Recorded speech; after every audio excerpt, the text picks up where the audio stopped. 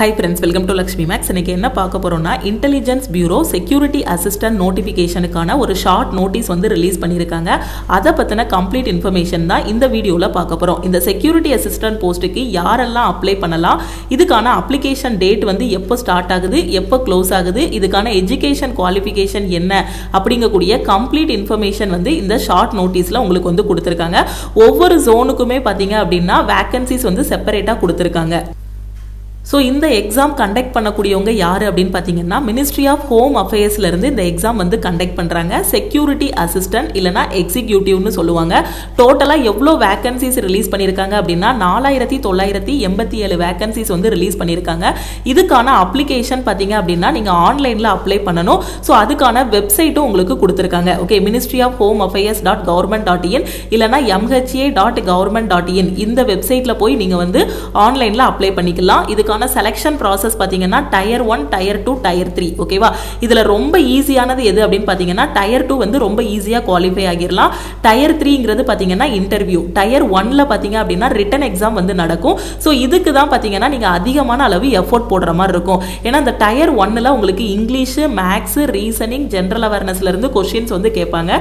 இப்போ எஸ்எஸ்சி எம்டிஎஸ்க்கு நீங்கள் என்ன படிக்கிறீங்களோ அதே சிலபஸ் வச்சு இந்த செக்யூரிட்டி அசிஸ்டன்ட் எக்ஸாமுக்கு நீங்கள் வந்து அப்ளை பண்ணலாம். ஓகே, இதே சிலபஸ் தான், வேற எதுவுமே எக்ஸ்ட்ரா படிக்க வேண்டாம். எஸ்எஸ்சி எம்டிஎஸ்ல என்னென்ன சிலபஸ் இருக்கோ அதே English, maths, reasoning, general awareness. Okay, அதே மாதிரி இதுக்கான குவாலிஃபிகேஷனும் பார்த்தீங்கன்னா நீங்கள் 10ஆம் கிளாஸ் பாஸ் பண்ணியிருந்தாலே இந்த எக்ஸாம் வந்து அப்ளை பண்ணலாம். ஸோ ஃபர்ஸ்ட் வந்து உங்களுக்கு ஒரு ரிட்டன் எக்ஸாம் வந்து இருக்கும். இந்த ரிட்டன் எக்ஸாமுக்கு அப்புறம் உங்களுக்கு ஒரு டிஸ்கிரிப்டிவ் பேப்பர் வந்து கொடுப்பாங்க. அதில் நீங்கள் வந்து குவாலிஃபை ஆகணும். ஓகே, அதுக்கப்புறம் டயர் 3ல பார்த்தீங்கன்னா உங்களுக்கு இன்டர்வியூ வந்து இருக்கும். ஓகே, ஃபைனலாக இந்த டயர் 1 அண்ட் டயர் 3 இன்டர்வியூவில் நீங்கள் எடுக்கக்கூடிய மார்க்கை வச்சு உங்களோட ஃபைனல் செலெக்ஷன் வந்து அமையும்.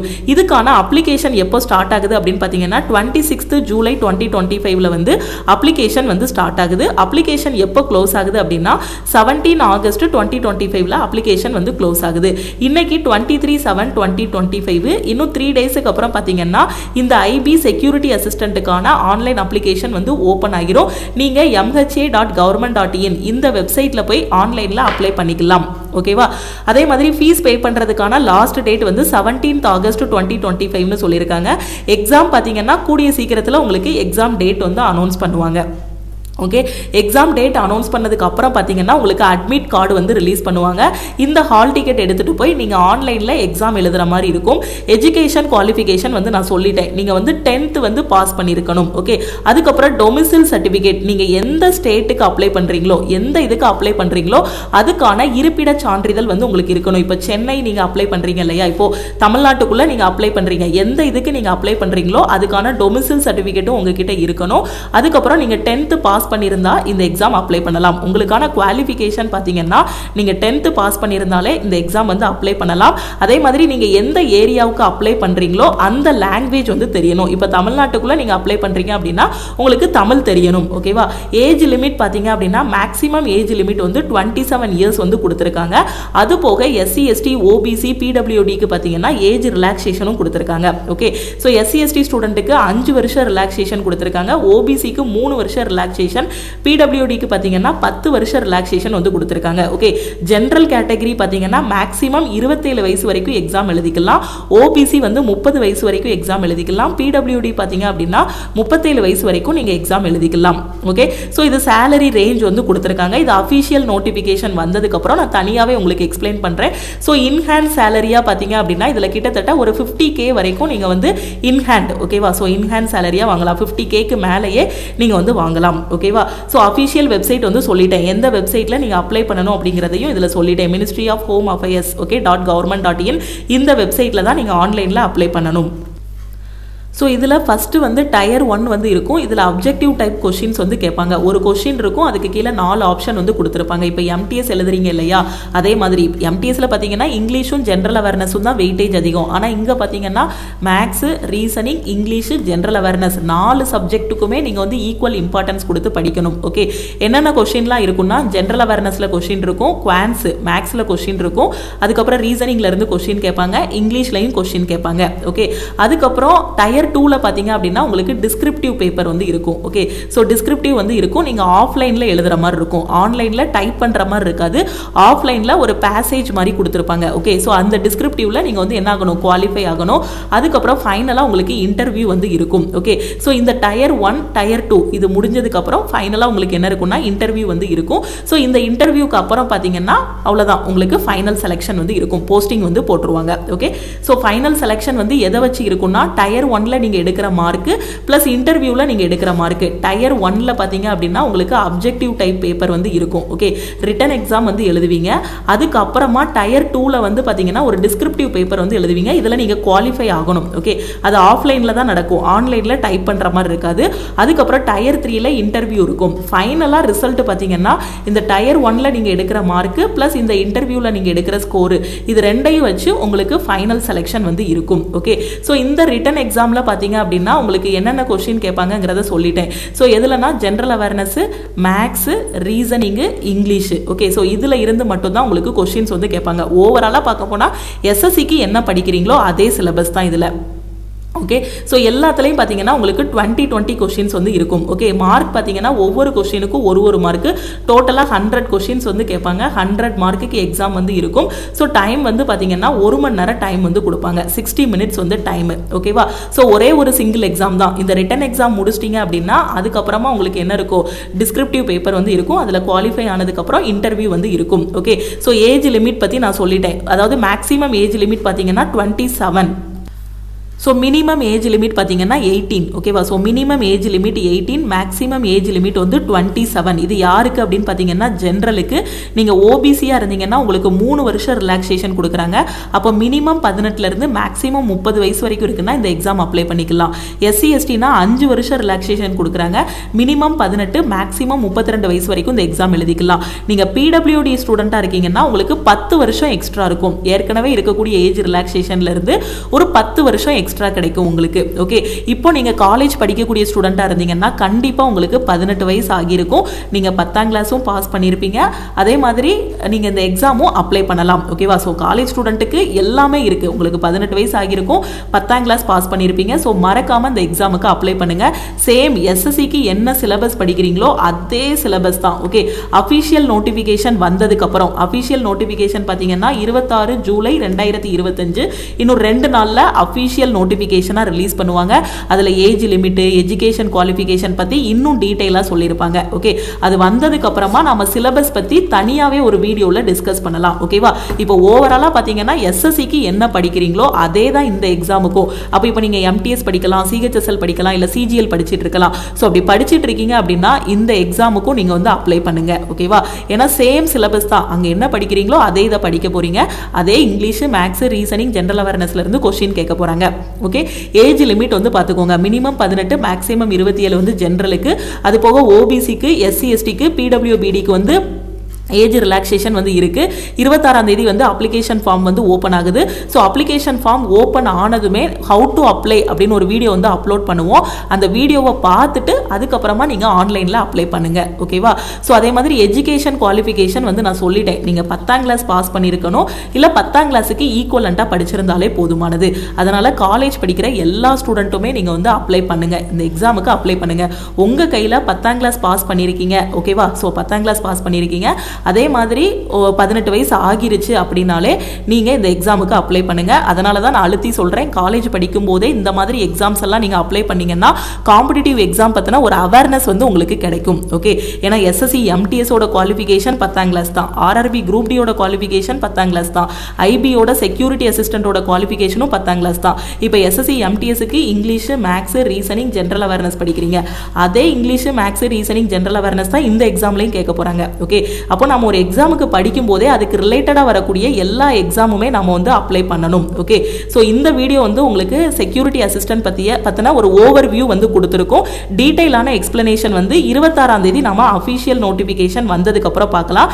இப்போ நீங்கள் தெரிஞ்சுக்க வேண்டியது, இந்த எக்ஸாம் அப்ளை பண்ணுறதுக்கு மினிமம் ஏஜ் லிமிட் பார்த்தீங்கன்னா 18, அதே மாதிரி மினிமம் குவாலிஃபிகேஷன் வந்து 10ஆம் கிளாஸ். ஓகே, நீங்கள் எந்த இடத்துல அப்ளை பண்ணுறீங்களோ அந்த லாங்குவேஜ் வந்து தெரிஞ்சிருக்கணும். இப்போ நீங்கள் கர்நாடகாவில் அப்ளை பண்ணுறீங்க அப்படின்னா உங்களுக்கு உங்களுக்கு கன்னடா எழுதவும் பேசவும் தெரிஞ்சிருக்கணும். தமிழ்நாட்டில் அப்ளை பண்றீங்க அப்படின்னா உங்களுக்கு தமிழ் வந்து எழுதவும் பேசவும் தெரிஞ்சிருக்கணும். ஓகேவா? ஸோ கண்டிப்பா எல்லாருமே தமிழ்நாட்டில் தான் அப்ளை பண்ணுவீங்க. தமிழ் ஸ்டூடெண்ட்ஸ் எல்லாருமே தமிழ்நாட்டில் தான் அப்ளை பண்ணுவீங்க. உங்களுக்கு தமிழ் எழுதவும் பேசவும் தெரிஞ்சிருக்கும். அதே மாதிரி 18 வயசு ஆகியிருக்கும். ஸோ 10ஆம் கிளாஸும் பாஸ் பண்ணியிருப்பீங்க. இந்த காலத்தில் எல்லாருமே 10ஆம் கிளாஸும் பாஸ் பண்ணியிருப்பீங்க. ஸோ எல்லாருமே இந்த எக்ஸாமுக்கு அப்ளை பண்ணுங்க. ஓகேவா?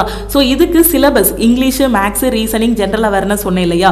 ஸோ இந்த சிலபஸ் எல்லாமே நான் எங்கே மேம் படிக்கணும், எப்படி படிக்கணும் அப்படிங்கக்கூடிய ஸ்டூடெண்ட்டு நம்ம லக்ஷ்மி மேக்ஸ் ஆப்பில் ஆல் இன் ஒன் கோர்ஸ் வந்து கொடுத்துருக்கோம். ஓகே, ஸோ இந்த கோர்ஸில் உங்களுக்கு எல்லா சப்ஜெக்ட்டுமே கவர் பண்ணியிருப்போம். ஓகே, இதில் ரிட்டன் எக்ஸாமில் உங்களால் 90+ வந்து ஸ்கோர் பண்ண முடியும். இந்த செக்யூரிட்டி அசிஸ்டன்ட் ரிட்டன் எக்ஸாமில் 90+ வந்து ஸ்கோர் பண்ண முடியும். ஏன்னா 10th ஸ்டாண்டர்ட் தான் குவாலிஃபிகேஷன் சொல்லியிருக்காங்க. எக்ஸாமோட கொஸ்டின்ஸும் பார்த்தீங்கன்னா ஈஸியாக தான் இருக்கும். ஓகேவா? நம்ம all in one course IP security அசிஸ்டன்ட்னு ஒரு ஃபோல்டர் வந்து கொடுத்துருப்போம், ஒரு பேட்ச் வந்து கொடுத்துருப்போம். அதில் இருக்கக்கூடிய கிளாஸஸ் மட்டும் நீங்கள் படித்தாலே இந்த எக்ஸாமில் ஃபர்ஸ்ட் அட்டெம்ப்டில் கிளியர் பண்ண முடியும். இதில் எப்படி ஜாயின் பண்ணுறது அப்படின்னா, ப்ளே ஸ்டோரில் நம்ம லக்ஷ்மி மேக்ஸ் ஆப் வந்து கொடுத்துருப்போம். நம்ம ஆப்பை ஃபஸ்ட்டு டவுன்லோட் பண்ணிடுங்க. டவுன்லோட் பண்ணிவிட்டு உங்களோட மொபைல் நம்பர் என்டர் பண்ணி லாகின் பண்ணிடுங்க. அதுக்கப்புறம் இதுதான் நம்ம டீமோட வாட்ஸ்அப் நம்பர். இந்த நம்பரை லக்ஷ்மி மேக்ஸ்ன்னு சேவ் பண்ணிவிட்டு இந்த நம்பருக்கு ஐ வாண்ட் ஆல் இன் ஒன்னு மெசேஜ் பண்ணுங்கள். ஐ வாண்ட் ஆல் இன் ஒன்னு மெசேஜ் பண்ணிங்கன்னா டீமில் இருந்து காண்டாக்ட் பண்ணிவிட்டு ஜிபே நம்பர் இல்லை அக்கௌண்ட் நம்பர் கொடுப்பாங்க.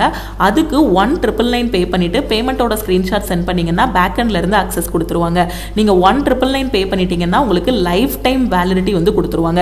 ஏன்னா நீங்கள் காலேஜ் ஸ்டூடெண்ட்டாக இருக்கீங்கன்னா இந்த எக்ஸாம் மட்டும் இல்லை, இதுக்கு அடுத்து வரக்கூடிய எஸ்எஸ்சி எக்ஸாம்ஸு, ரயில்வே எக்ஸாம்ஸ் எல்லாமே நான் ட்ரை பண்ணுறேங்கிற ஸ்டூடெண்ட்டு ஆல் இன் ஒன் கோர்ஸில் லைஃப் டைம் வேலிடிட்டியில் ஜாயின் பண்ணிக்கலாம். ஏன்னா இந்த ஒரு கோர்ஸ்லேயே 50க்கும் மேற்பட்ட சென்ட்ரல் கவர்மெண்ட் எக்ஸாம்ஸ் எல்லாமே ஃபர்ஸ்ட் அட்டெம்ப்டில் கிளியர் பண்ணுற மாதிரி கொடுத்துருப்போம். எஸ்எஸ்சிக்கு கீழே வரக்கூடிய எல்லா எக்ஸாமும் கவர் ஆகும், ரயில்வேக்கு கீழே வரக்கூடிய எல்லா எக்ஸாமும் கவர் ஆகும், சென்ட்ரல் கவர்மெண்ட் நடத்தக்கூடிய எல்லா எக்ஸாமுமே நம்ம ஆல் இன் ஒன் கோர்ஸில் வந்து உங்களுக்கு பெர்ஃபெக்டாக கொடுத்துருப்போம். ஓகேவா?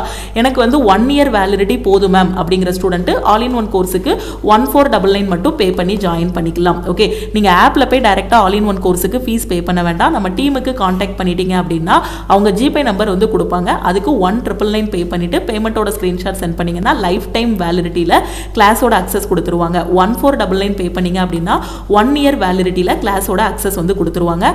ஸோ ஐபி செக்யூரிட்டியில் நம்ம வீக்லி பிளான் வந்து கொடுத்துருப்போம். ஓகே, அந்த பேட்சில் வீக்லி பிளான் வந்து கொடுத்துருப்போம். அந்த பிளான் படி நீங்கள் கரெக்டாக படிச்சுட்டு வரணும். ஓகே, அந்த பிளானை கரெக்டாக ஃபாலோ பண்ணிகிட்டே படிச்சுட்டு வந்தீங்கன்னா ஒவ்வொரு சாட்டர்டேயும் உங்களுக்கு டெஸ்ட் கொடுத்துருப்போம். ஓகே, ஸோ ஃபஸ்ட் வீக்கோட பிளான் முடிச்சதுக்கப்புறம் சாட்டர்டே டெஸ்ட் எழுதணும். அதுக்கப்புறம் செகண்ட் வீக்குக்கான பிளான் கொடுப்போம். அடுத்த சாட்டர்டே வந்து டெஸ்ட் எழுதணும். இப்படியே கரெக்டாக கொண்டு வந்தீங்கன்னா ஒரு 90 டேஸ். ஓகேவா? ஸோ ஃபஸ்ட்டு 30 டேஸில் வந்து நம்ம மேக்ஸும் ரீசனிங்கும் கம்ப்ளீட் பண்ணிடலாம். அதுக்கப்புறமா பார்த்தீங்கன்னா ஓவராலாக ஒரு 90 டேஸ் இருக்கும்போது எல்லா சப்ஜெக்ட்டுமே உங்களால் ஈஸியாக என்ன பண்ண முடியும், கவர் பண்ண முடியும். கரெக்டாக இந்த பிளான் வந்து 90 டேஸ் உங்களுக்கு போகும். ஓகே, ஸோ இந்த 90 டேஸில் ஈஸியாக இந்த எக்ஸாமுக்கு நீங்கள் வந்து ரெடி ஆகிடலாம். ஆல் இன் ஒன் கோர்ஸில் எல்லாமே பெர்ஃபெக்டாக கொடுத்துருப்போம். ஓகே, ஸோ உங்ககிட்ட குவாலிஃபிகேஷன் இருக்குது, ஏஜ் லிமிட் இருக்குது. ஸோ நீங்கள் ஆல்ரெடி ஒரு எக்ஸாமுக்கு படிச்சுட்டு இருக்கீங்க, எஸ்எஸ்சி இல்லை மற்ற எக்ஸாமுக்கு படிச்சுட்டு இருக்கீங்கன்னா அதுக்கு ரிலேட்டடாக வரக்கூடிய எல்லா எக்ஸாமுமே ட்ரை பண்ணுங்கள். வேறு எதுவும் எக்ஸாம் பற்றி டவுட் இருக்குன்னா இந்த நம்பருக்கு மறக்காமல் வாட்ஸ்அப் பண்ணுங்கள். அப்ளிகேஷன் வந்து ஜூலை 26 ஸ்டார்ட் ஆகுது. நம்ம டெலகிராம் குரூப், டெலகிராம் சேனலில் இன்னும் ஜாயின் பண்ணல அப்படின்னா டெலகிராம் குரூப் அண்ட் சேனலையும் ஜாயின் பண்ணிக்கோங்க. இன்ஸ்டாகிராம்லையும் லக்ஷ்மி மேக்ஸை ஃபாலோ பண்ணிக்கோங்க. நான் எப்போவும் சொல்கிறதா, காலேஜ் படிக்கும் போதே ஒரு கவர்மெண்ட் எக்ஸாமுக்கு ப்ரிப்பரேஷன் ஸ்டார்ட் பண்ணுங்க. ஏன்னா வயசும் வாய்ப்பும் போச்சு அப்படின்னா திருப்பி கிடைக்காது. ஏன்னா இப்போ நிறைய பேர் பார்த்தீங்கன்னா எனக்கு last chance ma'am, age bar ஆயிருச்சு, என்னோட 18 இயர்ஸில் யாருமே இதை சொல்லலை, எனக்கு 20 வயசு இருக்கும்போது இந்த மாதிரி கவர்மெண்ட்டில் இந்த மாதிரி எக்ஸாம்ஸ் இருக்குது, ரயில்வேல இப்படி எக்ஸாம்ஸ் இருக்குது, எஸ்எஸ்சியில் இப்படி எக்ஸாம்ஸ் இருக்குன்னு எனக்கு யாருமே அவேர்னஸ் கொடுக்கல. இப்போ எனக்கு 30 வயசு ஆகிருச்சு, 33 வயசு ஆகிருச்சு, இதுதான் எனக்கு லாஸ்ட் சான்ஸ்னு நிறைய ஸ்டூடெண்ட் வந்து ரெக்ரெட் பண்ணிட்டு இருக்காங்க. ஏன்னா நமக்கு இப்போ 18 வயசு அப்படிங்கும்போது நமக்கு நிறைய சான்ஸ் இருக்கும். இப்போ ஒரு 18 வயசு இருக்கு அப்படின்னா நீங்க 18ல இருந்து இந்த எக்ஸாம் ஓபிசி எத்தனை வயசு வரை எழுதிக்கலாம், 32 வயசு வரை எழுதிக்கலாம். அப்ப எத்தனை சான்ஸ் இருக்குன்னு பாருங்க உங்களுக்கு.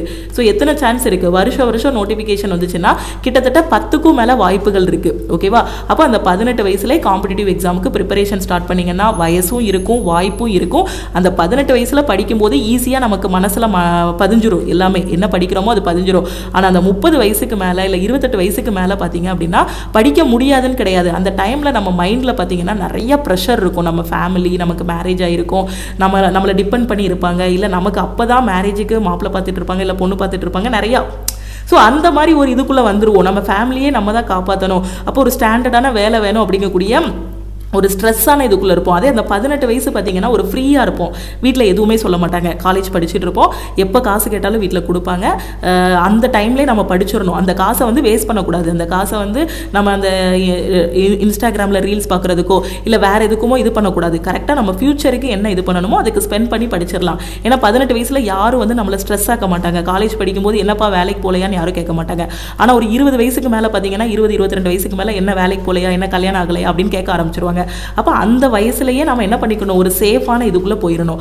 அப்போவே காம்படிட்டிவ் எக்ஸாம் ப்ரிப்பேர் பண்ண ஆரம்பிச்சிட்டோம் அப்படின்னா காலேஜை முடிக்கிறதுக்குள்ளே வேலைக்கு போயிடலாம். ஓகேவா? அப்போ அந்த 18 வயசுல இருந்து என்னென்ன எக்ஸாம்லாம் வருதுங்கிறத பார்க்கணும். 10ஆம் கிளாஸ் குவாலிஃபிகேஷனுக்கு என்ன வருது, 12ஆம் கிளாஸ் குவாலிஃபிகேஷனுக்கு என்ன வருது, டிகிரி படிச்சுக்கிட்டே இருக்கும்போது என்னென்ன எக்ஸாம் அப்ளை பண்ணலாம், டிகிரி முடிச்ச பிறகு என்னென்ன எக்ஸாம்ஸ் அப்ளை பண்ணலாம் கூடிய ஒரு பிளானை வந்து கொண்டு வந்துட்டோம் அப்படின்னா நாம வந்து யாரையும் பார்த்து பயப்பட வேண்டாம். நமக்கு அந்த 20-25 வயசு வந்து ஒரு ஸ்ட்ரெஸ்ஸாக இருக்காது. ஓகேவா? அதனால சீக்கிரமாக படிக்க ஆரம்பிங்க.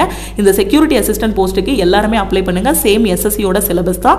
இதை பற்றின இன்னும் டீட்டெயிலான எக்ஸ்பிளனேஷன் எல்லாமே அடுத்தடுத்த வீடியோவில் உங்களுக்கு நான் கொடுக்குறேன். சிலபஸ் என்ன, அதுக்கப்புறம் ஹவு டு அப்ளை, எப்படி அப்ளை பண்ணுறது, எங்கேருந்து படிக்க ஆரம்பிக்கணுங்கிறது எல்லாமே அடுத்தடுத்த வீடியோவில் சொல்கிறேன். ஸோ இப்போ இருந்து நான் படிக்க ஆரம்பிக்கணும்னு நினைக்கிற ஸ்டூடெண்ட்டு ஆல் இன் ஒன் கோர்ஸில் ஜாயின் பண்ணிக்கோங்க. ஓகேவா? ஸோ திருப்பியும் நம்ம வந்து அடுத்த கிளாஸில் மீட் பண்ணலாம். உங்கள் ஃப்ரெண்ட்ஸும் எக்ஸாமுக்கு ப்ரிப்பேர் பண்ணுறாங்க, எங்கேருந்து படிக்கணும், எப்படி படிக்கணும்னு தெரியாமல் இருக்கிறாங்கன்னா நம்ம டீமோட வாட்ஸ்அப் நம்பரை வந்து சென்ட் பண்ணுங்கள். அதே மாதிரி நம்ம ஆப்போட லிங்க்கு, நம்ம யூடியூப் சேனலோட லிங்க்கையும் சென்ட் பண்ணுங்கள். ஓகே, ஸோ திருப்பியும் நம்ம நெக்ஸ்ட் கிளாஸில் மீட் பண்ணலாம். தேங்க்யூ.